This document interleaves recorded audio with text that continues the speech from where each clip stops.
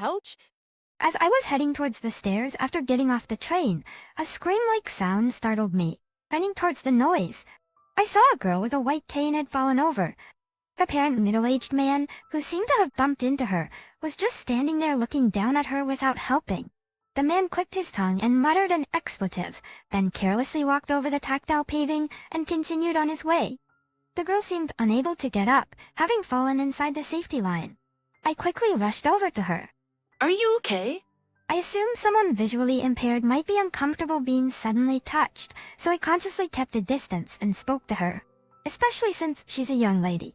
Besides, the person who scared her and acted rudely was a man. It'd be really scary if a stranger whispered into your ear out of nowhere.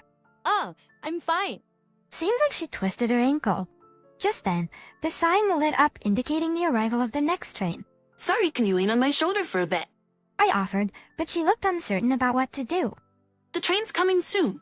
It's safer if we move back a bit. Hope it's okay if I help you by holding your arm? When I addressed her, she nodded in agreement. Helping her up, her face twisted even more with pain. Were you planning to catch the train heading downtown from this platform earlier? When I asked her, she explained she was heading home.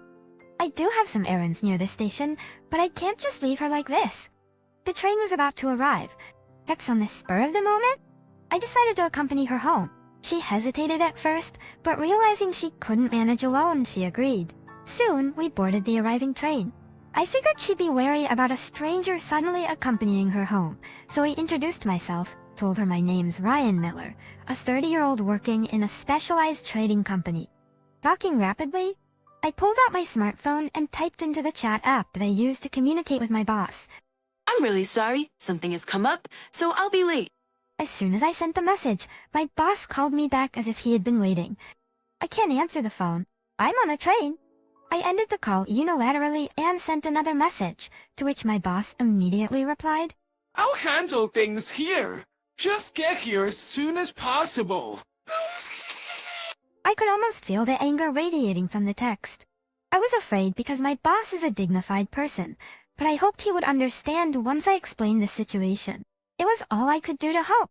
Perhaps I had been too focused on typing. What? A prairie test suite? The girl raised her voice in surprise. Oh, sorry. What were we talking about? I looked up from my smartphone and faced the girl. Did you have something to attend to? She probably sensed people's presence, more precisely because she couldn't see. Maybe she had noticed that I was a bit flustered and that something was off. The girl looked worried. I had been so preoccupied on the platform. I thought she was a young girl, but on closer inspection, she might be a high school student. That would make sense. The girl, holding a white cane, was walking alone, so she couldn't be that young. I apologized to her for worrying her and explained that I had some work-related matters, but had already informed them, so it was okay. She introduced herself as Maya Thompson and shared that she is a freshman attending a school for the visually impaired. I didn't know because I rarely used the station, but it seems to be the nearest one to her school. Today, she had committee activities and got out later than the usual dismissal time, and she isn't completely blind. She's what is generally called visually impaired. Since I, for my part, was preoccupied with my issues, worried about being late for an important matter. I didn't notice, but Maya sitting next to me is a bit shaky. It must have been a significant issue for Maya, who started commuting by train alone from high school. Such an irresponsible person. It's embarrassing as an adult, older than them, and as a man, hoping to alleviate her fear a bit. I intentionally spoke about light topics until we reached her nearest station. I am clumsy, so we have plenty of small mistakes to talk about. Sometimes I feel pathetic, but it is good to be of help in this situation. Her tense face gradually relaxed. When we got off the train together, she called home from the platform after asking me. She was going to ask to be picked up, but unfortunately, she couldn't get through. Perhaps her family was worried about Maya, who was returning home later than usual, and went out to pick her up. My mom is pretty scatterbrained. She might have left her cell at home and headed to the station. Seeing Mia fidgeting shyly, I felt the adolescence from her for the first time since we met. See, I told you, I'm clumsy. I do the same kind of things. Trying to console her, she showed a shy smile. I decided to give Maya a piggyback since she said her home is not more than a 15-minute walk away. We shouldn't pass by if we take a cab. I know I'm just an old man, but I shouldn't stink. I'm Sabi. She seemed reluctant as I piggybacked her, but in reality, she was very light. However, an accident occurred as soon as I piggybacked her. My pants tore at the seat when I braced myself. A loud ripping noise was made, and she noticed it too, and we both laughed. We ran into her mom when we were about halfway to the house. It was a straight road, so it was nice that we didn't pass by each other. I explained to her mom, who looked surprised and dumbfounded, while still piggybacking her. Her mom thanked me and tried to take over piggybacking her, but it would be too much of a burden for a woman, no matter how light Maya is. I declared that I would carry her home, and we headed there while talking. It was my second time introducing myself. When we arrived, I slowly let Maya down at the front door, and the two of them tried to keep me from leaving. "I'll sew your pants right away." I appreciated their kindness, but I had things to do, so I excused myself and left. I called my boss as I headed to the station, thinking he surely wouldn't be waiting any longer. "Just get here now." Yes, today was the day of my arranged date, set up by my boss. I arrived at the station, where I met Maya again, and by the time I reached the designated restaurant, it was over an hour past our originally agreed time. While hastily fixing my disheveled hair from running frantically, I noticed my boss and a woman sitting at the table. "I'm so sorry for being extremely late." I apologized as soon as I saw them. Just as the woman I was supposed to meet began to speak, a loud voice came from behind. Fitzgerald, the father of today's matchmaking partner, Alice. It seemed he had stepped out and had just returned to witness the tear in my trousers. Is that the appropriate dress code for a matchmaking meeting? We are being taken for granted. Fitzgerald was furious. Before I could make any excuses, he walked past me, grabbed Alice's hand, and made her stand up. This meeting is off with someone who can't even keep time. He forcefully pulled the resisting Alice and left the restaurant. What are you going to do? Is it you trying to ruin my reputation? I ain't declining. My boss glared at me and hastily followed the two. Fitzgerald's company is an important client of ours. Alice, who is the only daughter of the president, is regarded as the future president of the company. Rumor had it that, in addition to basic academic skills, she had been taught business management and imperial wisdom by her dad since she was young. And I have managed to anger such a person. My head hurts. Afterwards, no matter how much I tried to contact my boss, he neither answered the phone nor responded to my messages on the chat tool. The next day, I went to the office with much trepidation, and it was like walking on pins and needles. It seems my boss has spilled the beans to everyone in the office about the broken engagement. Everyone in the workplace blamed me. In the first place, having an arranged date with the IRS of Fitzgerald Trading was out of my league, but I only went because I was relentlessly asked to. I initially declined when my boss brought up the meeting as it was a burden. However, it seemed that I was the one specifically requested by the other party. I have no professional interaction with our clients, so even my boss didn't know why it had to be me.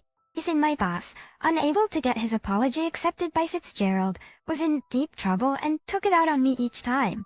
After enduring an uncomfortable week in the office, an unexpected person came to visit me.